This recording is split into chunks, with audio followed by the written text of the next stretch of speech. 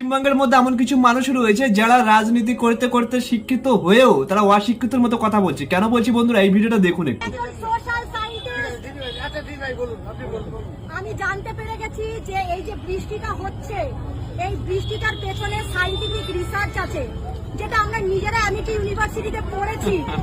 যে আমরা কোন একটা জায়গায় ক্লাউড ফরমেশন করে, যে আকাশটা দেখতে পাচ্ছেন, ক্লাউড ফরমেশন করে আমরা বৃষ্টি করতে পারি। ঠিক আছে, সেই বৃষ্টিটা আমাদের ওয়েস্ট বেঙ্গলে করানো হয়েছে, যাতে আমাদের ওয়েস্ট বেঙ্গলটা জলের তলায় চলে যায়। আর কার নামে দোষ করবে? এটাই হচ্ছে পশ্চিমবঙ্গের অবস্থা, যেখানে রাজনীতির জন্য অনেকেই অনেক কিছু বলে থাকে। আকাশ থেকে বৃষ্টি ভেঙে পড়বে, আকাশের প্রচুর পরিমাণে জল রয়েছে আর সেই জলটা আমাদের মধ্যে ছেড়ে দিয়েছে, মানে এমন ধরনের কথা অনেক কিছু বলবে। মানে ইনি নাকি একজন বৈজ্ঞানিক, এবং তিনি এমন কথা বলছেন।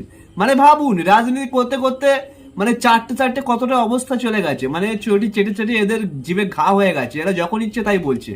মানুষ কি এখন আর বোকা রয়েছে? আপনারাই বলুন বন্ধুরা, কি বলবেন? চ্যানেল নতুন চ্যানেল সাবস্ক্রাইব করে পাশে থাকবেন।